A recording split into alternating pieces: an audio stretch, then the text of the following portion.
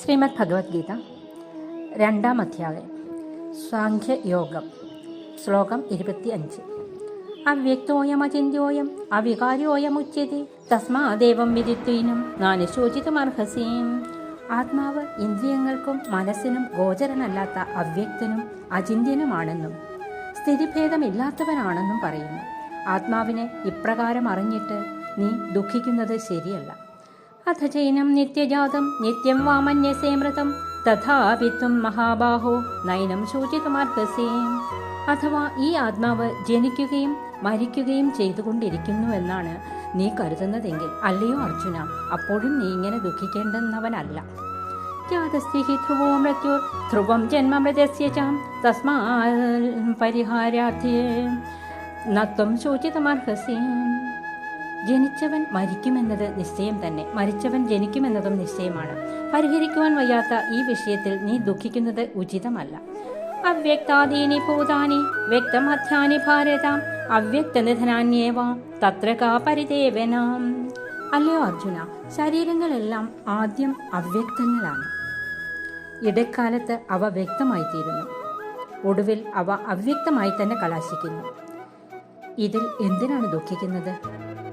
ആശ്ചര്യവത് പശ്യതി കച്ചിതേന ആശ്ചര്യവദ്വേദേതി തഥൈവ ചാന്യഃ ആശ്ചര്യവച്ചേന മന്യശൃണോതി ശ്രുത്വാപ്യേനം വേദ ന ചൈവ കശ്ചിൻ.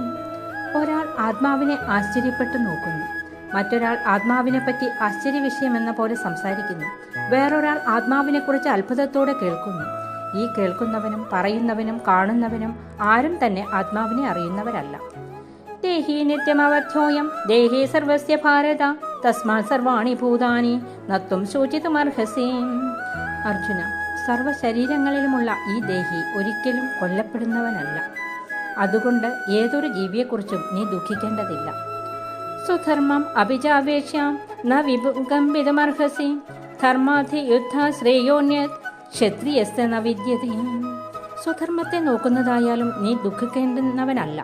ധർമ്മത്തിനൊത്ത യുദ്ധത്തെക്കാൾ ശ്രേയസ്കരമായി ക്ഷത്രിയന് മറ്റൊന്നില്ല. യദൃച്ഛയാചോപപന്നം സ്വർഗദ്വാരമപാവൃതം സുഖിനഃ ക്ഷത്രിയാഃ പാർത്ഥ ലഭന്തേ യുദ്ധമീദൃശം. അർജുന, പൊടുന്നനവെ പ്രാപിച്ചിരിക്കുന്ന തുറന്നുവെച്ച സ്വർഗവാതിലായ ഈ യുദ്ധത്തെ കയ്യേൽക്കുന്ന ക്ഷത്രിയർ സുഖികൾ തന്നെ. അഥ ചേത്തമിമം ധർമ്മ്യം സംഗ്രാമം ന കരിഷ്യസി തതഃ സ്വധർമ്മകീർത്തിം ച സത്വാ പാപമാപ്സ്യസി. ഈ ധർമ്മയുദ്ധത്തിൽ നീ ഇടപെടുകയില്ലെങ്കിൽ ഇപ്പോൾ സ്വധർമ്മത്തെയും കീർത്തിയെയും കൈവിട്ടതുകൊണ്ടുള്ള പാപത്തെ നീ പ്രാപിക്കും. അകീർത്തിം ചാപി ഭൂതാനി കഥയിഷ്യന്തി ദേവയാം സംഭാവിതസ്യ ച കീർത്തിർ മരണാദിരുച്യതേ. എന്നു തന്നെയല്ല, ശരീരികൾ നിന്റെ എന്നേക്കുമുള്ള കീർത്തിയെപ്പറ്റി പറഞ്ഞുകൊണ്ടിരിക്കും. സമ്മാനിതന് അപകീർത്തി മരണത്തെക്കാൾ ഘോരതരമായിട്ടുള്ളതാണ്. ഭയത്രണാദുപരതം മാംസ്യന്തേ ത്വാം മഹാരഥാഃ യേഷാം ചത്വം ബഹുമതോ ഭൂത്വാ യാസ്യസി ലാഘവം. നീ ഭയം കൊണ്ടാണ് യുദ്ധത്തിൽ നിന്ന് പിന്മാറിയതെന്ന് മഹാരഥന്മാർ വിചാരിക്കും. അവരാൽ മാനിക്കപ്പെട്ടുവെന്ന് നീ നിസ്സാരനായിത്തീരുകയും ചെയ്യും. അവാച്യവാദാംശ ബഹൂൻ വജിഷ്യന്തി തവാഹിതാഃ നിന്ദന്തസ്തവ സാമർഥ്യം തതോ ദുഃഖതരം നുകീം. നിന്റെ ശത്രുക്കൾ നിന്നെ നിന്ദിച്ചുകൊണ്ട് അസഭ്യമായി വളരെ ശകാരിക്കും. അതിനേക്കാൾ ദുഃഖതരമായി മറ്റെന്തുണ്ട്?